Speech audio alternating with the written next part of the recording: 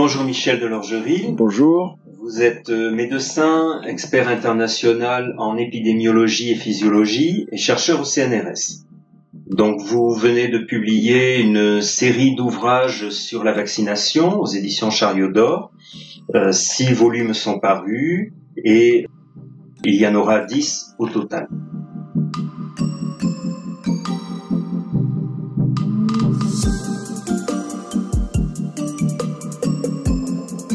Le plan de ce travail, c'était de commencer par donner une sorte de deux livres donnent des généralités. Le premier livre, le livre 1, c'était Introduction générale à la médecine des vaccins. Ça, c'était indispensable pour donner un panorama de la problématique des vaccins. Le livre 2 traitait, parce que c'est absolument essentiel, de la toxicité, mais pas la toxicité, vue de façon superficielle, mais expliquer quelles sont les méthodes utilisables, donc les méthodes scientifiques utilisables pour analyser la toxicité des vaccins. Les 4 suivants, c'était une urgence, j'allais dire absolue, puisque ça concerne les 11 vaccins obligatoires depuis le 1er janvier 2018. Ça, c'était une urgence parce que les parents, les familles et les médecins sont face à quelque chose qui est très très difficile. Donc on a traité les 11, en commençant par diphtérie, tétanos, polio, et en terminant le livre 6 avec les 3 vaccins dits vivants, sont contre les virus de la rougeole, de la rubéole et des oreillons, qui posent des problèmes spécifiques.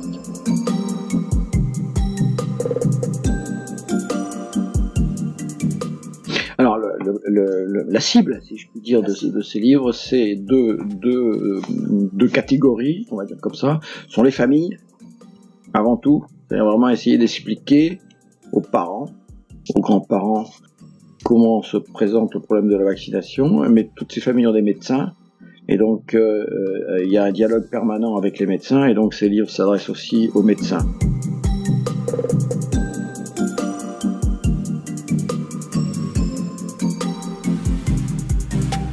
Alors, le panorama a changé depuis 2-3 ans. On peut dire qu'il y a presque plus de livres sur les vaccins qui sont publiés, parce que pour le public, les médecins, le débat est apparemment clos. C'est-à-dire que voilà, il y a une loi d'obligation vaccinale qui a été votée. Maintenant, tout le monde doit se soumettre à cette loi pour tous les bébés nés après le 1er janvier 2018.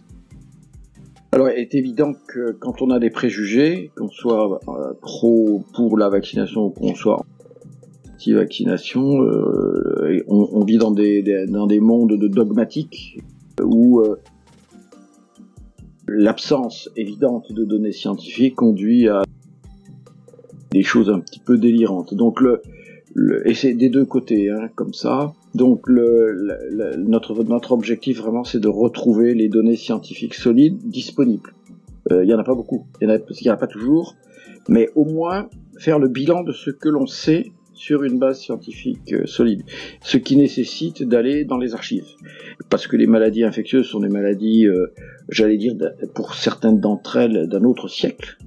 Elles ont disparu, et pour savoir s'il faut continuer à se vacciner, il faut savoir ce qui s'est passé, pourquoi et comment elles ont disparu, et comme vous savez, contrairement à ce que l'on dit, ce n'est pas les vaccins qui ont permis l'éradication, l'extinction ou la disparition des principales maladies contagieuses qui constituaient des véritables dangers pour les populations encore au XXe siècle.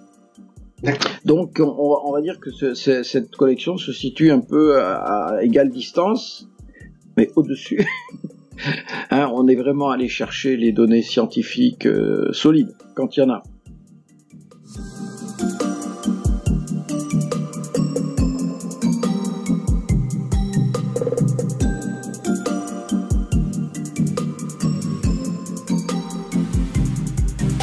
Tout ce qui est contestable est écarté.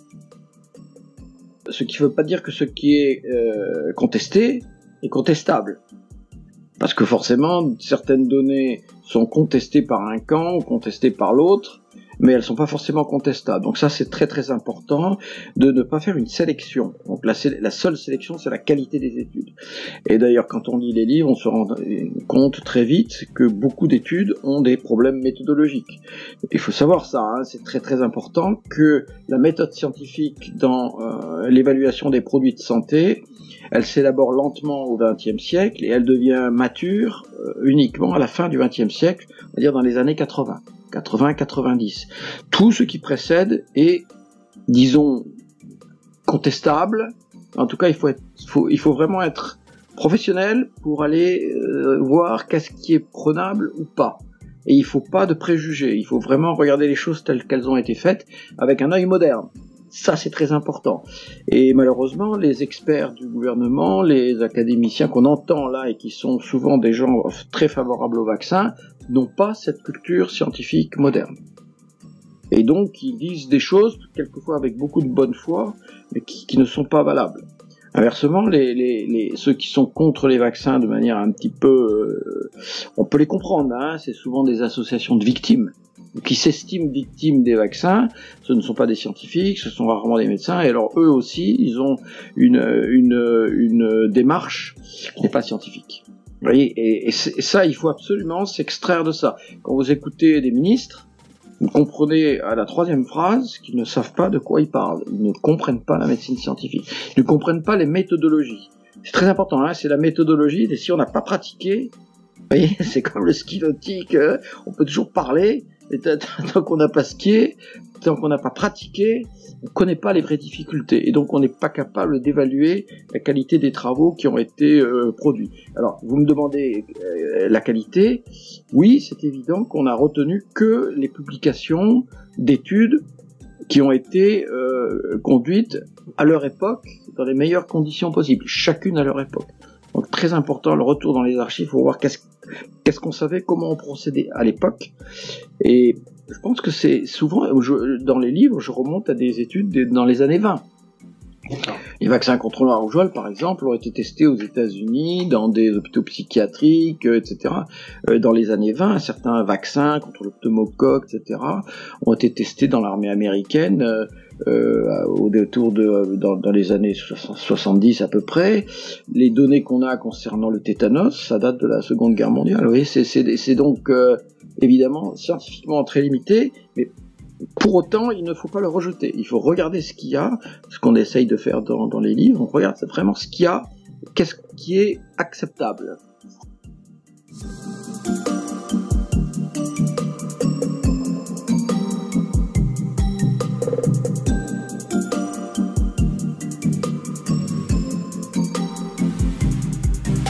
Voilà, ça c'est extrêmement important, et ça c'est unique dans l'édition d'aujourd'hui, c'est que l'édition sur papier, en fait, elle est accompagnée, elle est associée à tout un autre monde, qui est le monde des réseaux sociaux. Je vous donne un exemple. Quand je faisais mes premiers livres sur le cholestérol et les maladies cardiovasculaires, par exemple, il fallait que j'aille à la faculté de médecine. Vous voyez, il fallait gratter, il fallait passer des journées entières dans la bibliothèque de la fac de médecine pour sortir les données. Aujourd'hui, on est dans un autre monde. De chez vous, vous pouvez aller dans les bibliothèques des facultés de médecine américaines et vous pouvez consulter tout a été numérisé, pratiquement tout a été numérisé, vous pouvez consulter tout ce que vous voulez. Surtout si vous avez disons, un savoir-faire, hein, parce que n'importe qui ne peut pas le faire. Donc, qui veut, aujourd'hui, peut tout vérifier, à condition de savoir le faire.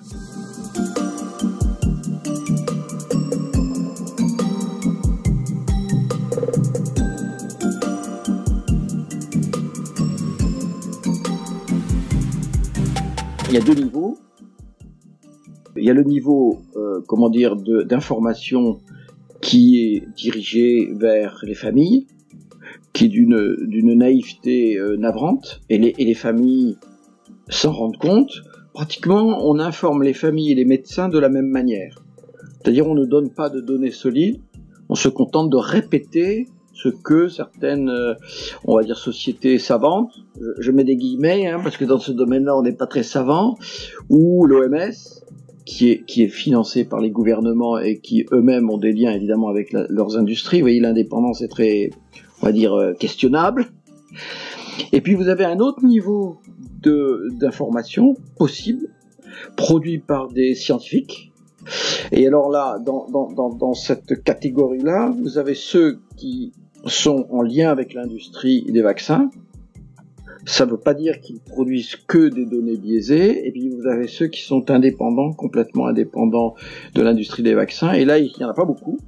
Parce que travailler sur les vaccins nécessite, chez des humains nécessite des budgets énormes, et donc ni l'INSERM ni le CNRS ne peuvent financer des études chez les humains. Seule l'industrie pharmaceutique a les moyens financiers de le faire. Donc vous voyez, vous avez à la fois des données brutes produites par l'industrie pharmaceutique, l'industrie des vaccins.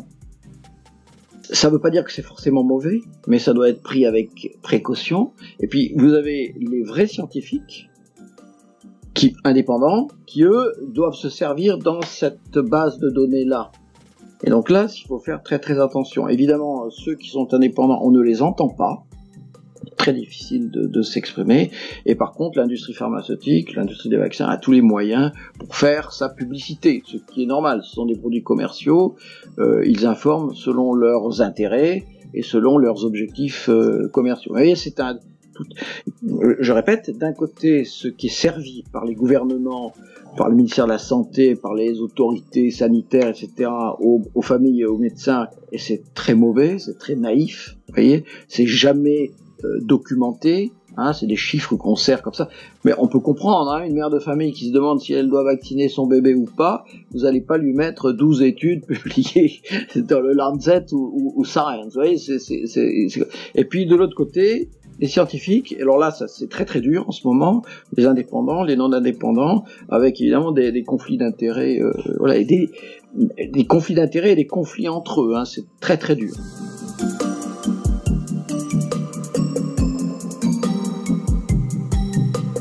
Si je suis médecin, je constate qu'un patient a des effets indésirables suite à une vaccination. Comment je procède? À qui je le déclare? Est-ce que c'est pris en compte? Alors, pendant très longtemps, il était très compliqué pour un médecin de déclarer un effet adverse, que ce soit d'ailleurs un médicament ou un vaccin. Et évidemment, la pression est telle en ce moment que les autorités sanitaires ont été obligées de simplifier toute la procédure. Et un médecin, normalement, avec un ordinateur, il peut assez facilement faire sa déclaration. On a obtenu aussi que les familles fassent la déclaration. Mais évidemment, après, ça passe à travers un filtre, un comité médical, etc., qui est sous les ordres du ministère. Et tout est fait pour, alors à mon avis, hein, il faudrait pouvoir aller voir comment le travail est fait, mais l'impression générale, c'est qu'il y a une espèce d'étouffement de l'information. D'ailleurs, c'est assez facile, hein, une maman ou un médecin travaillant pour une famille qui a un effet adverse, c'est très difficile de dire que c'est à cause du vaccin. Vous pouvez réunir des documents. Récemment, on m'a expliqué qu'un bébé était mort une semaine après avoir reçu les 6 hexavaccins plus le pneumocoque. Et c'était une mort subite du nourrisson. Les morts subites du nourrisson surviennent évidemment en dehors de la vaccination. Et ce médecin, cette famille se demande, c'est un bébé qui est mort, hein, c'est une mort subite du nourrisson. Mais voilà, c'était une semaine ou 10 jours après des vaccins qu'il avait mal supportés, fièvre, etc. Donc les parents disent c'est la faute du vaccin. Alors, et le médecin répond, non, c'est le vaccin. Puisqu'on lui a dit que le vaccin n'était pas dangereux, il répond, non, c'est une coïncidence, ça n'a rien à voir. C'est peut-être, vous voyez, mais il faut le déclarer. Parce que si personne ne déclare jamais rien, alors on ne saura jamais rien. Par contre, si au bout d'un certain temps, vous avez, dans les 15 jours qui suivent une vaccination, déclaré 200 morts subites en Europe, alors ça a du sens. Vous voyez, vous pouvez plus dire que c'est une simple coïncidence. Mais si personne ne dit jamais rien, ou quand ils le disent, on arrête tout en disant oh, c'est une coïncidence, alors ça n'avance pas. On est à ce stade-là aujourd'hui. Et il y a chez les médecins aussi une sorte de découragement. Hein, c'est-à-dire que les médecins savent, ils ont déclaré, et puis ça s'est arrêté. quelque part, quelqu'un, un fonctionnaire, a décidé non, ça vaut pas la peine d'être voilà, et donc ça passe pas, et donc ça remonte pas. Et aux États-Unis, par exemple, où les gens sont très procéduriers, hein, ils sont beaucoup plus agressifs que nous en France. On pense que le centre de la controverse sur les vaccins, c'est en France, mais non, dans tous les pays, et notamment aux États-Unis, c'est très très dur.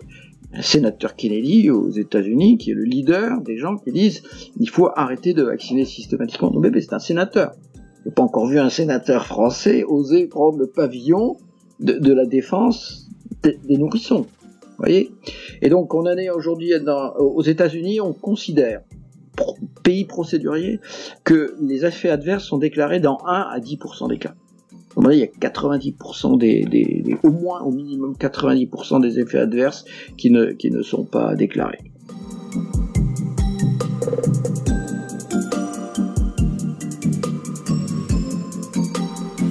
La question c'est, donc on vient de dire, hein, je viens de vous dire que 90% à peu près des effets adverses observés par les familles ou par les médecins ne sont pas déclarés. C'est quelque chose qui est admis partout, hein. C'est pas un préjugé de ma part, c'est admis, mais rien n'est fait pour faciliter les choses. Et vous imaginez que si, avec les effets adverses qui sont déclarés maintenant, il y a une inquiétude générale il y a une inquiétude dans la population conduisant à ce sentiment ou à cette attitude d'hésitation, parce que les autorités sanitaires, les ministres, etc., ne luttent pas contre des gens qui sont anti-vaccins aujourd'hui. Ils luttent contre des gens qui sont hésitants, vous voyez, comme s'il n'était pas légitime face à des produits de santé d'être hésitant. Et que ce soit à l'OMS, que ce soit aux États-Unis, en Angleterre, en Scandinavie, partout, on lutte contre les hésitants. Vous voyez, pour un scientifique, être hésitant ou être sceptique, c'est un peu la même chose. Est-ce qu'on peut être un bon scientifique sans être sceptique ? Et si les familles deviennent elles-mêmes sceptiques, bravo, c'est magnifique. On ne peut pas lutter contre une telle façon de voir les choses. Vous voyez ? Mais si les vannes s'ouvraient tout d'un coup, ça serait catastrophique. Ça serait catastrophique pour l'industrie du vaccin, mais eux, ils ont d'autres manières de procéder, mais surtout pour toutes les autorités sanitaires, y compris les ministres, qui défendent l'idée que les vaccins sont efficaces et qu'ils sont sains. Innocuité totale. L'INSERM écrit efficacité magistrale, innocuité totale des vaccins. L'INSERM, Institut National pour la Santé et la Recherche Médicale. Vous voyez,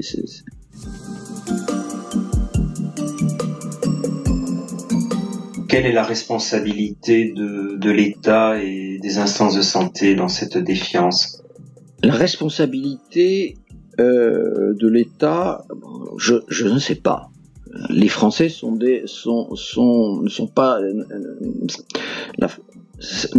ne sommes pas un peuple très discipliné, comme sont les Scandinaves ou les Allemands, etc. Et on cherche toujours le système D. Vous savez, c'est quand même un grand classique des Français. Et donc, face à des questions sans réponse, ou lorsque les réponses ne sont pas cohérentes, alors même si vous êtes autoritaire, même si vous prenez des grands airs, inéluctablement vous faites monter et plus on parle de choses qui ne sont pas factuelles, c'est exactement le cas à l'heure actuelle dès qu'un ministre ou un académicien prend la parole à propos des vaccins, en fait, alors qu'il veut lutter contre le sentiment d'hésitation, il fait exactement le contraire. Et c'est extraordinaire de voir ce qui se passe en ce moment où la propagande, on peut parler de propagande, de désinformation assez systématique des autorités sanitaires nationales et internationales, y compris l'OMS, et exactement en parallèle, l'hésitation, le sentiment d'hésitation augmente, et dans tous les pays. Vous avez vraiment dans certains pays des dizaines de milliers de personnes dans des manifestations pour se refuser les vaccinations obligatoires.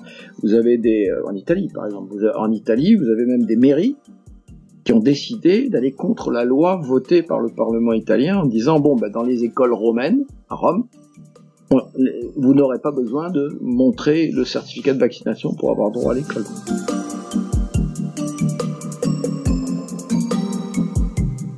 peut dire qu'on utilise l'obligation vaccinale parce qu'on n'a plus d'arguments pour convaincre, alors qu'il suffirait de convaincre. Bien sûr, bien sûr. Quand on a la capacité de convaincre, on n'a pas besoin d'obligation. Mais dès qu'on analyse les faits, la réalité des faits, vous voyez, alors ça marche pas. Et alors, il y a deux réactions face aux préjugés qui sont la désinformation. C'est une désinformation. Hein. C'est pas toujours la même chose en fonction des différents vaccins. Vous voyez, par exemple, on va vous dire, je prends un exemple simple, on va vous dire, il faut l'obligation du vaccin contre le tétanos. C'est un vaccin que l'on présente comme un vaccin altruiste. Hein, si vous vaccinez Pierre, c'est pour protéger Paul. C'est le principal argument de l'obligation vaccinale. Alors avec le tétanos, vous voyez bien que n'importe qui sait que ce n'est pas une maladie contagieuse, qu'on l'attrape tout seul en souillant par des souillures de plaies avec différentes choses, mais essentiellement du fumier. Et donc, quand vous protégez Pierre, quand vous injectez un vaccin à Pierre, vous ne protégez pas Paul. Et donc, rien que pour cet exemple qui crève les yeux, l'obligation n'est pas légitime. Et n'importe qui peut se rendre compte de ça. Alors après, vous pouvez, développer un autre argumentaire en disant, bon, bah d'accord, là, l'obligation, mais ces bébés qu'on ne protégerait pas, c'est inhumain, et blablabla, et blablabla. Mais vous voyez, on change tout le temps d'argumentaire pour justifier une obligation, et je vous rejoins complètement, c'est parce qu'on n'est pas capable de convaincre que l'on est obligé d'utiliser des méthodes, on peut parler de méthodes coercitives. Parce que si vous n'avez pas droit à l'école, alors que vous payez vos impôts sous prétexte que vous n'avez pas voulu vacciner, il y a des gens qui ont de très très bons arguments, qui par exemple, j'avais récemment avec moi des gens dont la maman a une sclérose en plaques, maladie auto-immune, et le papa une maladie de la thyroïde, aussi maladie auto-immune. Attendez, et on sait que la vaccination augmente le risque de maladie auto-immune. Donc là, vous avez une prédisposition génétique évidente dans une famille, et que les parents se disent nos bébés, on va peut-être pas les vacciner, en tout cas pas au même rythme que ce qui nous est obligé. C'est quand même complètement légitime. Ben, c'est refusé. La maladie auto-immune dans la fratrie ou dans la parentèle n'est pas une contre-indication à la vaccination. Et si vous allez à l'école et que vous dites je veux pas le médecin va dire bah écoutez, moi je suis obligé de vous déclarer à l'agence régionale de santé, ça va monter là, et là on va dire c'est obligatoire. Et le médecin de l'agence régionale de santé, c'est pas une méchante personne, c'est simplement qu'il applique des règlements. Quelles sont les contre-indications à la vaccination du nourrisson? Il n'y en a pas, sauf des cas particuliers, l'enfant fébrile, donc celui-là on le vaccine pas avec un vaccin vivant, etc. Mais ce sont des contre-indications temporaires, transitoires. Vous voyez, c'est une famille comme ça, on en a. Quand il y a eu une mort subite chez un nourrisson dans les jours ou les semaines qui ont suivi une vaccination, vous pensez que les parents, ils ont envie de vacciner le second? La moindre des choses, c'est d'écouter avec humanité cette inquiétude et ne pas les obliger. Vous voyez, moi je trouve cela absolument inhumain. Est-ce que vous pensez que ces prochaines années peut surgir une affaire de la même importance sur un des vaccins? Alors, le Mediator, ça a duré 35 ans. Hein. Donc vous voyez, alors c'est vrai que les choses s'accélèrent dans le domaine de la santé dans la plupart des pays occidentaux, puis le Mediator c'est tellement une caricature, vous voyez, c'est franco-français le Mediator. Les vaccins c'est quelque chose d'international avec avec toutes les, vous voyez, aujourd'hui Bill et Melinda Gates ont créé une fondation pour favoriser les vaccins. Vous voyez, donc Google, Facebook, etc. pratiquent une censure systématique pour tous les gens qui remettent en question l'efficacité ou l'innocuité des vaccins. Vous voyez, donc là, on est dans un tout autre contexte international. C'est-à-dire l'information ne passe pas. ils essaient en tout cas de bloquer toutes les formes d'information. C'est quelque chose d'extraordinaire, hein, ce qui se passe en ce moment. Vous avez des vidéos qui passent venant d'académiciens, de professeurs appelant à la prudence. Dans les 24 heures, il y a un robot sur Facebook qui enlève tout. Vous voyez, donc là, vous avez non seulement des lois d'obligation qui sont inhumaines, mais vous avez en plus des atteintes aux libertés qui ne concernent pas seulement la vaccination, mais aussi la liberté d'expression. Je ne comprends pas qu'en France, aucun parti politique ne se saisisse de cette question pour dire là, il y a une atteinte aux libertés. C'est anticonstitutionnel. Je ne comprends pas comment... Et donc, je ne sais pas d'où viendra le scandale, mais c'est inéluctable. Il va se passer quelque chose parce que c'est inacceptable. Ou bien on va complètement verser dans une société autoritaire où les libertés où il y a des atteintes criantes aux libertés, ou bien il y a une réaction des peuples et on prend une toute autre voie.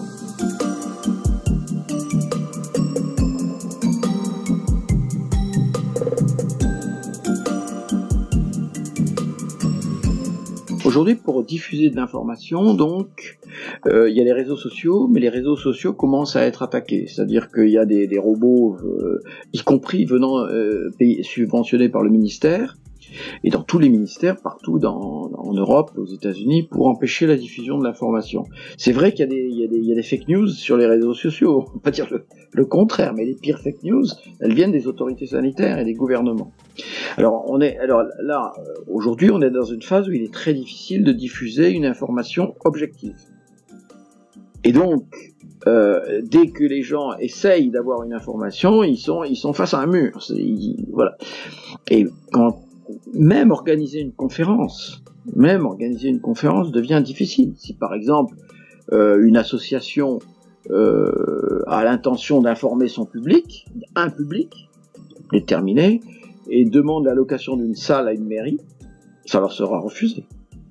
Vous voyez ? Donc il faut déjà trouver dans le cadre d'une municipalité, d'un arrondissement, dans une ville, des politiciens qui acceptent que l'on débatte.